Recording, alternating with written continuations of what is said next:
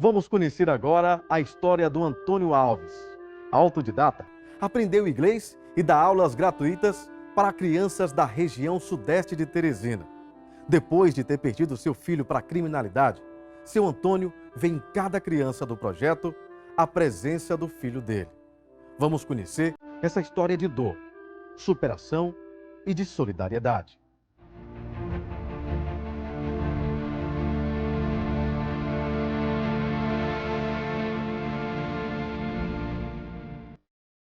Agora a gente está aqui no CAIC da região do Grande Liceu para falar da história bonita do Antônio Alves, de 45 anos de idade. Ele é estudante de Direito e também trabalha como motorista, mas ele tem um projeto muito legal, que é o projeto Cidadania. Ele dá aula de inglês para jovens aqui da região do Grande Liceu. Boa tarde, turma! Boa tarde! Agora eu quero saber como é que se dá boa tarde em inglês.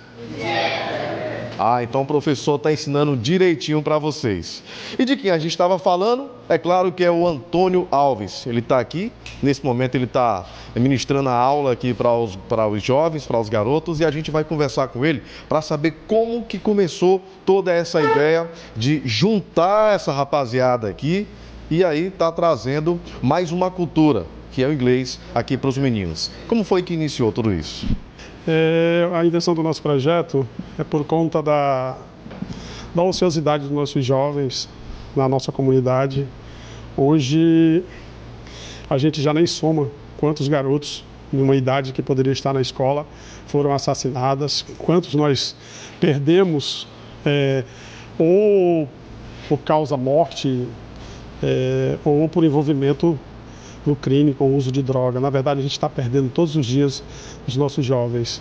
Pensando no futuro melhor e formar cidadãos melhores para o mundo melhor que a gente vive, evitando assim que amanhã eu mesmo ou qualquer um morador da nossa comunidade se depare com um desses jovens podendo ser o seu algoz, certo?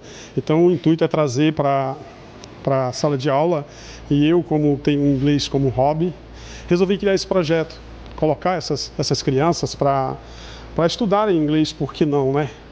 Na verdade, o projeto começou, a gente tinha mais ou menos 10 crianças, hoje a gente conta com 60 crianças, entendeu?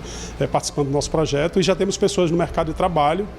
E o que mais me alegra é receber professores hoje na nossa sala de aula e elogiando que o nosso trabalho reflete também lá no ensino, na escola pública. Isso é o que me alegra. Os meninos aqui, eles chegam a partir de que horas? Ficam quanto tempo aqui na sala de aula participando do projeto? Durante o ano todo, a gente se encontra todos os sábados pela manhã, de 8 às 10h30, durante o ano inteiro. Então, ao final do ano, a gente avalia se a criança tem condição de ir para outra escola, e a gente tem uma parceria, uma escola que a gente está enviando os 5 melhores para continuar do nível intermediário para o nível avançado. Então aqui a gente faz a introdução da língua para estes jovens. E os desafios que precisam ser pulados, ultrapassados, vencidos para manter o projeto? Os desafios são os mais diversos possíveis. A gente encara todos os dias os mais diversos desafios. Aqui, na verdade, a gente não ensina só inglês pensando nos desafios da vida, da família. A gente está todos os dias acompanhando o aluno também em casa. Às vezes o aluno é daqueles que compartilha com os colegas o tempo todo, e na próxima aula ele não consegue mais compartilhar. Então a gente vai a fundo também nessa questão da família, entendeu? A gente tenta buscar parcerias, ajuda. Hoje o projeto já conta com uma psicóloga, já temos também voluntário, porque o projeto vai compartilhar com muitos jovens, muitas crianças em Teresina. Já temos diversos pedidos de vários bairros de Teresina. Para isso nós estamos precisando de voluntários que pelo menos tenham nível intermediário de inglês, para que a gente possa ajudar mais pessoas.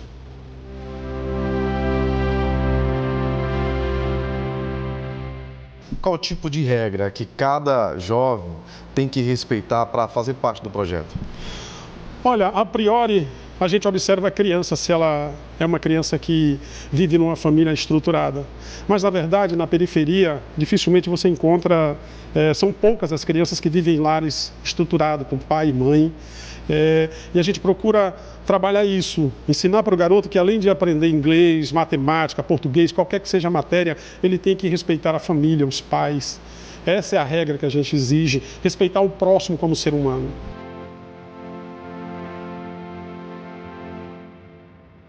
quanto tempo já o projeto existe? O projeto a gente vem engateando aqui aos trancos e barrancos há 2 anos.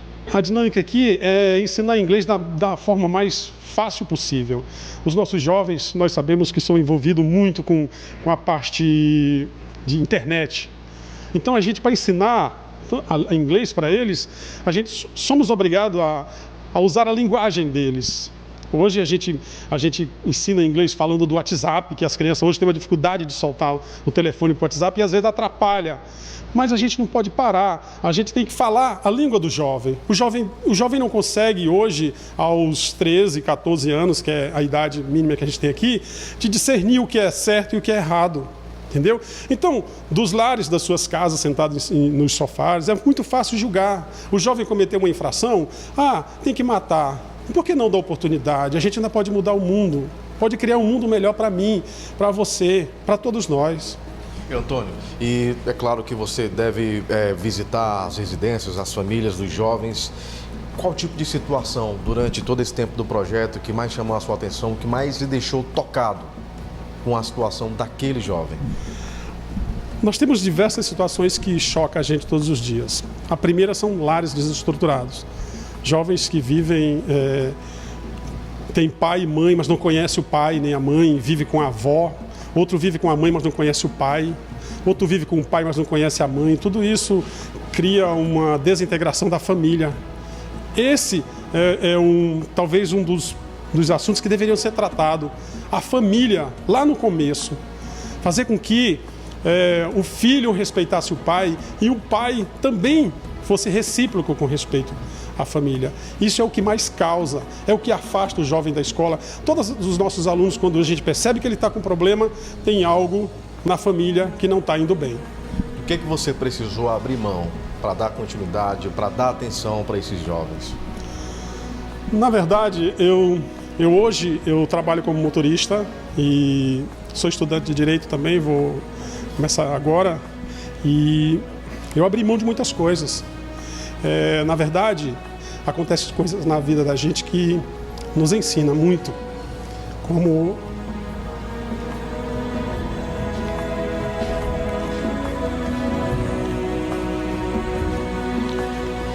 esse mês de dezembro faz 1 ano que eu perdi meu filho.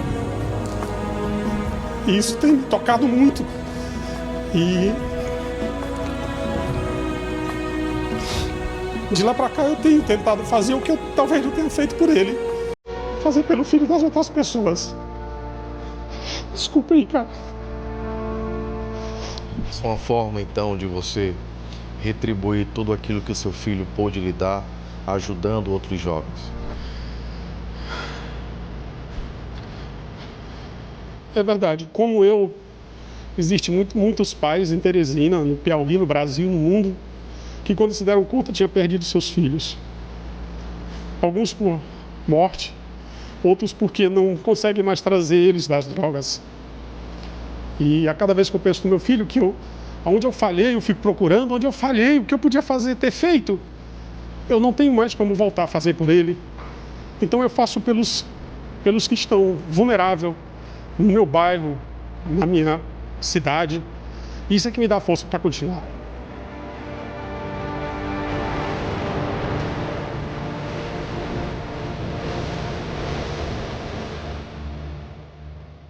No século XXI, a gente encontra família que não tem o que comer. Um garoto hoje que tem pai e mãe desempregado, em um país em crise como nós estamos, onde poucos destruíram um país inteiro, sem olhar para as pessoas que precisam realmente, trabalhadores que querem trabalhar, mas que não têm oportunidade de emprego. E alguns vivendo o luxo que tudo isso aí está oferecendo para eles. Nós encontramos lares hoje que a criança vem para cá e às vezes não tomou café. E vai voltar 10, 11 horas para casa e não tem o que comer. Então isso, além do índice muito grande dos nossos jovens com envolvimento com droga, que o crime está recrutando muito fácil, para nós trazer para a sala de aula é mais difícil, isso choca o pai de família. É muito doloroso, muito doloroso. Como tem milhares de pais aqui em Teresina. Na verdade, eu gostaria que todos eles colocassem na cabeça que não tem saída. A saída é a escola. A saída é educar. Porque hoje nós temos muitos jovens que pelo envolvimento, não acredita mais na escola, não acredita mais na família, não acredita mais no Estado. E eu acho que tem uma saída. A escola é o futuro, a escola é o caminho. Não existe outra saída, é a escola. Eu penso em utilizar o inglês para a minha vida profissional, em bailarina, e também para a minha vida, pro resto da minha vida, vou levar esse aprendizado comigo. Eu tirava muita nota baixa na escola em inglês, agora a minha nota melhorou. Só tiro, a minha menor nota em inglês agora é 9. Tem jeito, sim. Tem jeito. Você, às vezes, imagina que tudo está perdido, mas nem tudo está perdido. Tem jeito, sim. Esse mês de dezembro, eu acho que vai continuar por muitos anos sendo o pior mês da minha vida. E para que nenhum pai, que nenhuma mãe passe pelo que eu passei há um ano atrás e que passo até hoje, eu não tenho mais lágrimas, é cuidar dos seus filhos e pedir para os filhos respeitar seus pais. Porque nenhum pai quer nada de ruim para os seus filhos. E isso, de fato e de verdade, é o que interessa. O respeito, a base, a família, respeitar pai e mãe, amar a Deus acima de tudo. E não se deixar levar pelas coisas que estão aí fora, que são fáceis. Porque se continuar assim, muitos pais vão chorar a perda dos seus filhos, igual a mim hoje. Eu gostaria de agradecer ao professor Alves. Ele nos dá um ensinamento muito bom.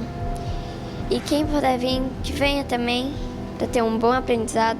Olha, na verdade, durante esses 2 anos, esse projeto tem se arrastado com recurso próprio. Eu, na verdade, hoje eu vivo com R$ 1.200 que eu ganho. Desses R$ 1.200, eu tiro um pouco, às vezes passo necessidade para que isso aqui permaneça. A gente ajuda de alguma forma algumas crianças e eu gostaria de que algumas pessoas que pensem como eu e realmente podem ajudar, que ajudassem o nosso projeto. É um projeto louvável. Tem alguns amigos que na última aula aqui no sábado, teve alguns amigos que fizeram algumas doações para a gente presentear, para não passar em branco, porque muita gente aqui vai passar o Natal e não tem nada, entendeu? Então eu me preocupo muito com isso, você passar o Natal e não ter nada. Então o projeto apela aqui às pessoas que possam ajudar, que realmente faça isso, que é para o futuro melhor para essas crianças, para o seu futuro. Não é só para elas, para nós também, para que possamos viver em um bairro, em um estado, em uma capital melhor, com menos violência, com mais respeito e jovens preparados para o mercado de trabalho.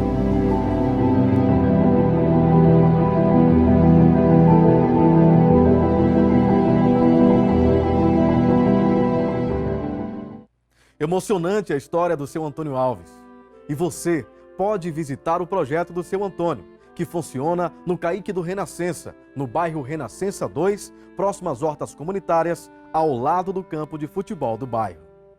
Vamos conhecer um pouco mais a história de uma das mulheres mais dedicadas do nosso estado. A história de Graça Cordeiro se confunde com o Lar da Esperança, entidade que atende pessoas com vírus HIV em todo o Piauí e presta o seu trabalho de forma voluntária, que não recebe nenhum repasse do governo ou da prefeitura e passa diariamente por dificuldades financeiras. Vamos assistir essa história de luta e de muito amor. O Lar da Esperança é uma entidade que atende mais de 500 pessoas com vírus HIV em todo o Piauí. Ele presta o seu trabalho de forma voluntária, não recebe repasses do governo ou da prefeitura e passa diariamente por sérias dificuldades financeiras. Em tempo de solidariedade, o lar espera doações da população.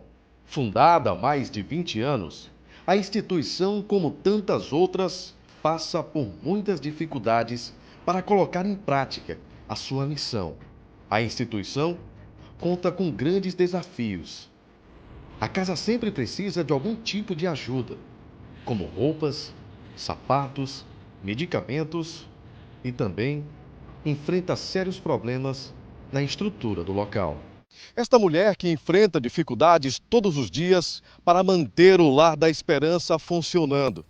Falta remédios, falta alimentos, falta cobertores. Faltam pessoas que se interessem em ajudá-la a ajudar essas pessoas que passam por esse problema, pacientes portadores do vírus HIV. Graça Cordeiro, em meio a grandes dificuldades para manter o Lar da Esperança funcionando, ainda encontra tempo para brincar com a nossa equipe. Ao ser perguntada pela sua idade, ela brinca e diz que tem 120 anos, porque já esqueceu a idade que realmente tem por conta da preocupação com seus pacientes, como ela diz, os seus filhos. Faz muitos anos que eu digo isso. Eu comecei a falar que eu tinha 84, isso há uns 20 anos atrás. Aí depois pulei para 120, que acho que ficava mais combinado com o cabelo.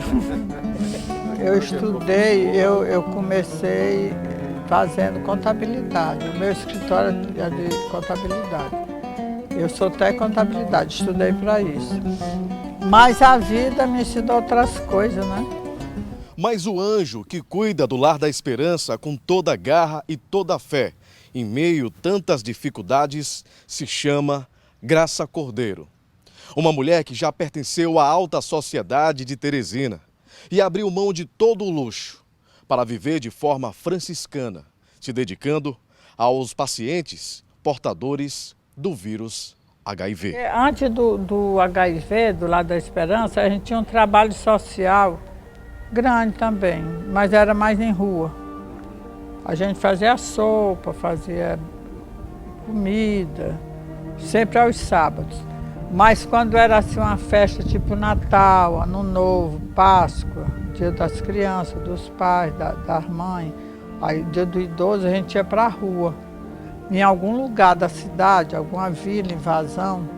Naquele tempo a gente chamava, era de favela, né? Hoje já chama vila, parque.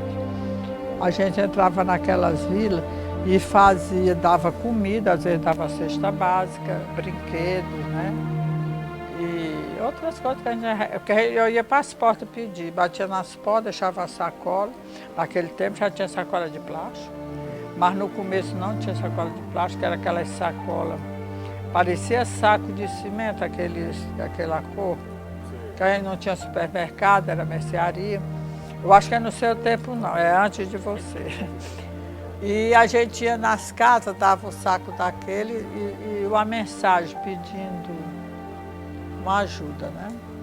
Em padaria, um dava o pão, outros não davam, mas assim, quando uma porta se abre, outras, né? Umas se fecham, outras se abrem.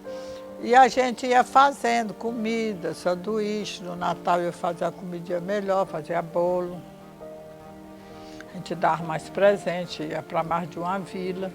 Então a gente dava sempre, nunca passou em branco, né? Era assim uma data que eu sempre... Era um grupo de pessoas. Aí quando foi no Natal de 88, uma pessoa que já fazia residência no HIV, convidou a gente para fazer prevenção sobre HIV. E a gente começou. Aqui, se existia, eu não sabia. Mas a gente já ouvia falar em Santos, o movimento já estava muito alto. A Teresa de Calcutá já trabalhava com AIDS. Então a gente já tinha assim, já sabia mais ou menos o que era AIDS e tudo. Aí quando foi no janeiro de 89, a gente começou a trabalhar já com prevenção. Então a gente trabalhava em associação de bairro, associação de mães, associação de adolescentes. Sempre tinha assim, um grupo que a gente ia conversar no carnaval, né? A gente tinha um movimento maior. E depois, aí surgiu o trabalho com AIDS em 89. Agora, em janeiro, nós vamos fazer 28 anos que trabalhamos com AIDS. Mas antes era um trabalho muito grande também que a gente tinha, né? Eu arrecadava roupa, remendava, lavava, costurava, sapatos se colava, brinquedos se lavava, arrumava, colava. E a gente ia para esses bairros doar alguma coisa. Olha, o primeiro paciente soro positivo que eu vi, já com AIDS também, ele surgiu em 92. A gente nunca tinha estado assim, cara a cara, né, com a pessoa soro positiva. E aí, pra gente, foi assim um medo, uma vontade de abraçar, ao mesmo tempo medo, porque a gente tinha assim era uma fantasia também, e depois a gente não tinha remédio como tem hoje, só era o AZT. Era um rapaz de uma cidade daqui do Piauí, que a mãe morreu. O pai se casou, ele não se dava muito bem com a madrasta. Aí ele foi para São Paulo, para a casa de uma avó. Lá ele começou a trabalhar, ele adolescente, depois maiorzinho, já adulto, começou a trabalhar no hotel e lá foi ficando, né? Assinaram a carteira dele e tudo. E ele se contaminou com HIV. E esse rapaz, quando descobriram, expulsaram ele do hotel, queriam matá-lo e tudo mais. Então houve só a avó dava apoio, mas os vizinhos, os amigos que ele tinha desapareceram todos ficaram com medo, se afastaram. E ele se viu numa hora de procurar o pai. E quando chegou na cidade do que o pai morava, o pai não aceitou, a madrasta não aceitou, nem os irmãos. Aí ele veio para cá, e ele era cuidado em São Paulo pelo CNBB. Aí para ir para o escritório da CNBB, ele passava na porta do meu escritório. E na porta do meu escritório já tinha um cartaz sobre HIV. Ele achou interessante e entrou. Aí chegou lá, esse foi o primeiro paciente. Ele ficou com a gente alguns 2 meses. Eu paguei hotel para ele, porque eu não tinha onde abrigá-lo, que meu escritório só era uma sala. Que eu comecei também no meu escritório, onde eu botava os pacientes debaixo da mesa, que é mesa de escritório. Eles, quando chegava a pessoa, eles se escondiam, né? Porque a frente era madeira, ninguém via. Mas depois eu comecei a assaltar, né? Abrir portas, as pessoas foram saindo do prédio, que a diocese, a arquidiocese e outras dioceses do interior foram vender o prédio. Aí as salas foram ficando vazias, eu fui abrindo porta por dentro, não entrar pelo corredor, era por dentro. Aí eu fui abrigando gente ali. Olha, todo mundo que nasce, por dizer, nasce com anjo de guarda. Eu nasci com muitos anjos de guarda, desde pequena, de criança, que eu tenho muitos anjos de guarda. E depois que a gente começa o trabalho dele, a gente vê o tanto de gente que tem assim. Eu não encho o saco todo dia, todo mês, mas de vez em quando eu tenho que bater na porta de um deles, né? E sem contar que a gente fica assim, de noite eu vou deitar, o já é cansado demais, mas às vezes no meio da noite, nessas 4 horas, eu tenho que mudar de lado, né, por causa das costas. E aí eu desperto um pouco, eu digo, meu Deus, isso que aconteceu, como é que eu vou fazer? Mas eu depois lembro que ele já colocou uma pessoa, antes de acontecer a história, uma pessoa que pode resolver. Aí eu vou lá e as coisas acontecem. Fácil nunca foi, mas de impossível também nunca foi. Tem que exercitar muita paciência e tolerância, né? A humildade, porque cada um é diferente do outro. São vícios, são costumes, são hábitos, são gente que teve oportunidade na vida de estudar, de ser alguém, não deram bola. Outros que não tiveram oportunidade nenhuma. E que depois se redescobre uma pessoa tendo respeito, né? Estou aprendendo aí. A gente aprende muito mais do que ensina. São pessoas assim, talentosas, habilidosas, pessoas assim, que trabalham tão bem, sabe? Tem muita gente de roça, do interior, mas tem muita gente que sabe muita coisa. E tenho certeza que eles desempenhariam uma função e que não tem oportunidade de emprego. Porque você vê desses 100 e tanto, quase 200, nós temos 3 pessoas aposentadas, nós tínhamos 4, mas uma faleceu há uns 2 anos. que não tem oportunidade assim de ter um Bolsa Família, outros não têm amparo social nenhum porque não são inválidos e não têm condição nenhuma de se manter. E alimento é muito caro. E quando a gente consegue dar pelo menos uma cesta de alimento por mês, a gente está ganhando um presente do céu. Nós temos pacientes que ganharam casa, do projeto Minha Casa Minha Vida, que para nós e para eles, acho que para muita gente do Brasil foi uma bênção. Pode falar do governo, mas isso aí para mim foi um presente do céu, essa Minha Casa Minha Vida. E muitos já ganharam. Então essas pessoas, a gente tem que montar as casas, de geladeira, fogão, cama, tudinho, né? Então, tudo que a gente arrecada na rua, que as pessoas chamam, a gente primeiro manda ver se está funcionando, se serve para eles usarem, para montar essas casas. E você vê, tem gente que nunca na vida teve um quarto e de repente ganha uma casa com cerâmica, toda bonitinha. É uma emoção tão grande, você precisa olhar os olhos dessas pessoas. Então, tudo isso é um presente. Aqui eu só não faria nada, aqui é um grupo de pessoas trabalhando para que a casa ande legal, né? A gente procura arrumar a casa, enfeitar a casa. Você vê que é tudo arrumadinho, bonitinho, você não imagina de onde vieram. Cada coisa veio de um lugar e a gente tem o maior prazer de dizer aquela mesa é diferente daquela, porque aquela foi uma pessoa que deu, essa foi outra, essa cada coisa aqui tem a mão de alguém, não é só de um lugar. Eu nunca comprei nada assim para enfeitar a casa.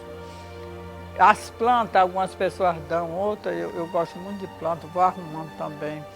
Tem paciente que adora planta, me ajuda. Tem uns que não gostam, outros já gostam de outra coisa. E tem uns que não participam tanto da casa. Então, é uma família mesmo, quer dizer, um gosta de, a gente está chamando a atenção para o banho, outro para escovar dente, cortar cabelo. E tem uns que não precisa. Chega na casa, a gente diz o que pode, o que não pode, quais são os seus deveres, suas obrigações. E eles fazem tudo direitinho. Tem uns que tu está toda hora ali chamando, né? Uma toalha embolada, é que não está se calçando direito, precisa tomar o banho. Essas coisas assim que toda casa tem que ter, né? É aquele convívio, então, que às vezes que a mãe tem que ficar, menina. É. Sempre é o mesmo. Com a chavezinha de fenda apertando os parafusos. É a roupa, que anda com a roupa muito curta. A gente está em cima, olha, essa roupa não está correta, vamos ver se a gente arruma. E tal, pessoas que estão acostumadas a andar assim muito em rua, a gente tem que ter esse zelo, esse cuidado. No começo estranho muito, né? Mas depois vai se acostumando. Esta mulher vem se mostrando guerreira desde o início do projeto Lar da Esperança. Para acolher os primeiros pacientes, ela precisou até mesmo abrir mão do convívio da própria família. É que o esposo dela, na época militar do Exército, chegou a oferecê-la até 10 salários mínimos para que ela deixasse de ajudar as pessoas carentes, principalmente as pessoas portadoras do vírus HIV. Mas o que ela tinha no coração e tentava colocar na cabeça da sociedade e até mesmo da própria família é que através da atenção, do amor e do carinho, os portadores de HIV poderiam ter uma vida com menos sofrimento. E assim ela vem até hoje, dando continuidade ao Lar da Esperança. E todos são chamados de filhos, como ela fala na reportagem. Eles falam, inclusive o marido, um dos filhos, 2 filhos, falaram tanto, deixaram de falar comigo. Eu não dava muita bola, porque se eu fosse responder, a briga não terminava. Então eu deixava eles falando só. Ó, chegou a ponto do meu marido me oferecer um salário, 2, 3. Quando chegou no 10º salário, que ele viu que eu não ia desistir, ele resolveu não me machucar mais, né? Ele viu que eu não ia desistir. Aí também ele nunca veio aqui, nunca viu nada, e ficou por isso. Não, não é apoiando, ele começou a respeitar. Ele viu que eu não ia desistir, então ele desistiu de me dizer muitas coisas, né? Como ele viu que eu não partia para uma briga, para uma discussão, ele desistiu. Porque eu achava também assim, era o ponto de vista dele. E eu tinha o meu ponto de vista. Interessante, quando ele, assim, uns 15 dias, 10 dias antes de morrer, que ele morreu dormindo, né? Ele dormiu no domingo, não acordou na segunda. Eu, assim, uns 10 dias antes, mais ou menos, a gente sentado, eu arrumando um documento, eu vi um documento do quartel. Eu digo, vixe, menina, eu nunca resolvi esse negócio do quartel. Aí ele virou para mim, não se preocupe, eu já resolvi tudo. Aí nesse dia ele me pediu desculpa de tanta coisa, muitos perdões. Eu digo, não, deixa aí. Deixa que Deus resolve isso tudo, o seu tempo que vai dizer. E quando foi, assim, uns 10 dias depois, ele faleceu. Era, e quando eu cheguei no quartel depois de uns 15 dias, estava tudo arrumado já. Realmente estava tudo pronto. Eu acho que a pessoa não deve desistir dos sonhos, né? Acho que sonho não paga imposto, não envelhece, não tem essas coisas tudo. Eu acho que a gente tem que lutar pelo que a gente sonha. Claro que eu não pensei nunca em cuidar de pessoas com HIV, porque no tempo que eu pensei em fazer alguma coisa maior, HIV nem existia, né? As coisas apenas aconteceram e foi me abrindo um caminho, eu fui trilhando. Mas eu não me arrependo em nada do que eu fiz. Eu acho que a pessoa não pode viver só, a pessoa tem que ser...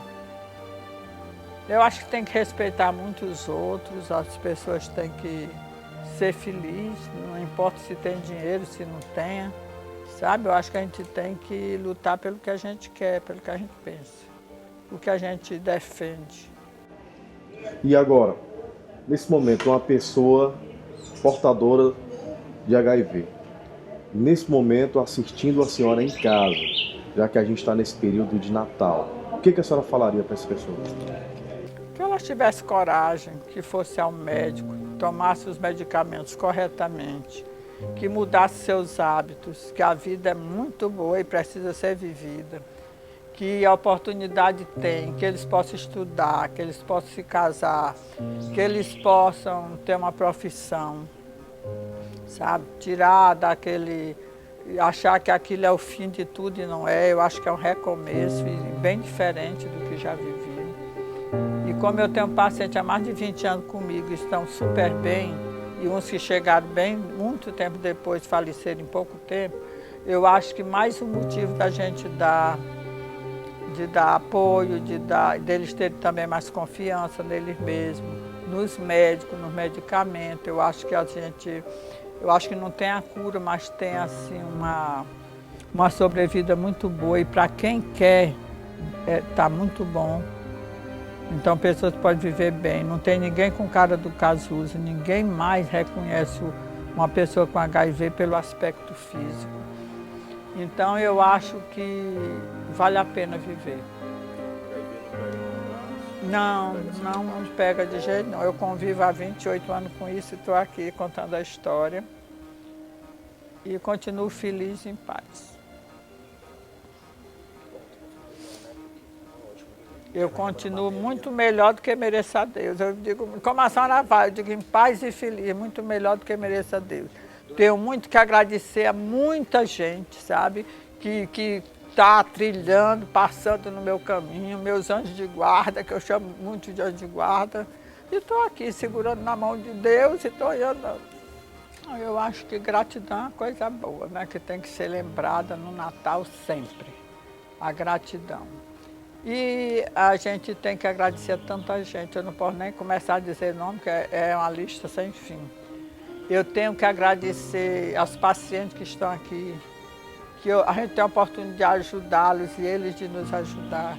As enfermeiras que são dedicadíssimas, as cozinheiras, o voluntário que junta só o material reciclado, mas tem uns que vêm aqui, né? Tem escolas que vêm, como o Dom Barreto, que vem aqui, ajuda, fazem festa, né? Vem cuidar de algum. E tanta gente, os médicos, os enfermeiros do hospital, do Natan Portela, que estão sempre ali com a gente, assistentes sociais, a nossa psicóloga, Gente é gente demais, não dá para a gente gozar. E que todo mundo seja feliz como possa, mas é tão bom ser feliz e viver em paz, muito bom. Sei.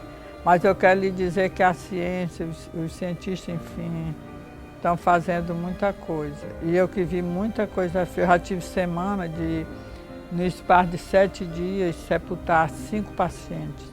E hoje, esse ano eu sepultei uma pessoa, ano passado uma pessoa, ano retrasado uma pessoa. Para mim isso é um milagre, sabe? Ver pacientes em suas casas, pacientes com seus amigos que não são positivos, né?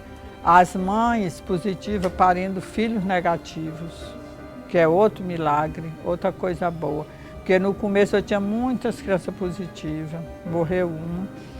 E eu tenho assim, aquelas daquele tempo já são todos adultos, uns se casaram, outros estão em faculdade, os que quiseram seguir um caminho melhor seguiram, os que não quiseram estão aí, tá batendo cabeça. Mas eu quero dizer assim, que a evolução, para mim é um milagre. Aquele medo inicial já não tem tanto, o preconceito ainda existe, mas é muito, Ave Maria, na comparação do começo. O começo assim, de mãe deixar paciente no lar, eles irem a óbito, e eles darem o endereço que não era o deles. Eu andar atrás para sepultar, terminava sepultando eles sozinha. E eu não tinha a quem comunicar, porque eu não sabia, o endereço que eles davam não era o deles. E hoje eu vejo eles convivendo em casa com o pessoal, com a família.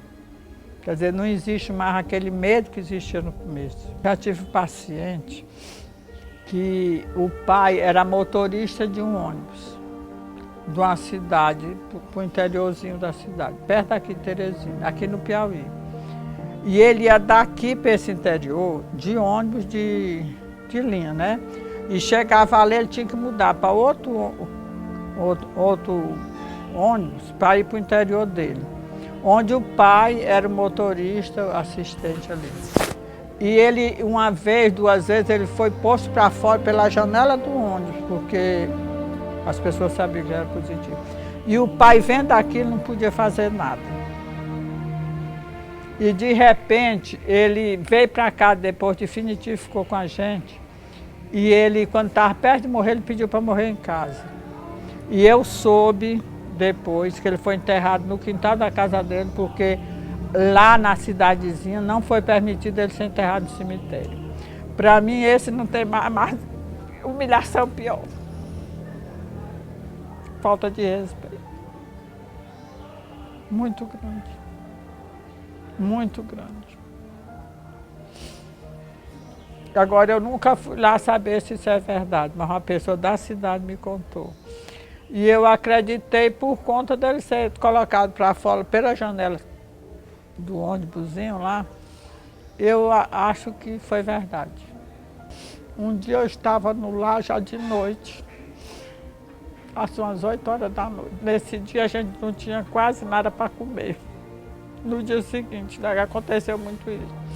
Aí uma pessoa ligou, disse: Dona Graça, não fecho, o senhor está com a porta fechada? Eu digo: não. Era lá no outro lado. Disse: não feche, que nós vamos aí. Eu disse: quem está falando? Aí ele disse: é de um grupo espírita tal. Caminho da Luz, caminho... Não me lembro, era perto da Praça do Liceu, que depois eu estive lá. Aí quando eles chegaram com uma porção de mantimento. Aí eu fiquei assim, impressionada por eles ser espíritas e por a gente estar passando aquela necessidade. Inclusive arroz a gente não tinha. Aí eu disse: como é que vocês souberam disso? Ele disse: um rapaz que faleceu tal, contou e mandou e pediu que a gente lhe ajudasse. Eu disse: como ele falou? Quando elas começaram a falar, eu identifiquei a pessoa. E nesse mesmo lugar, depois de alguns anos, eu fui chamada lá, que eu fosse lá ligeiro. Aí eu perguntei onde era, me disseram, aí eu peguei o carro e fui com outra pessoa. Aí cheguei lá e encontrei uma pessoa incorporada que dizia assim, quando ela me viu, disse: oi, mãe. e tentou me abraçar. Quando ela falou, quando a pessoa falou, eu já sabia quem era. Da forma como se expressou. Então, para mim, tudo isso é presente. Fora que quando eu estou cansada, né, Jesus me põe no colo, que eu acho ótimo também. Eu acho maravilhoso ficar no colo dele. Quando está muito difícil, eu peço colo. E ele me coloca. Infelizmente, nós temos assalto. O povo entra aqui e quebra as coisas. E agora nós conseguimos nos trancar, feito uma cela, que é muito triste também. Vai fazer o quê? Para proteção, né? Para defesa deles. Nós fizemos toda ali na área de circulação, botamos grade para que eles pudessem ficar protegidos. Que história de superação, de amor e solidariedade da Dona Graça Cordeiro e também do Lar da Esperança. Você que deseja ajudar o Lar da Esperança a continuar com esse trabalho bonito, procure na Rua Vanderlei, número 5000, bairro Pissarreira.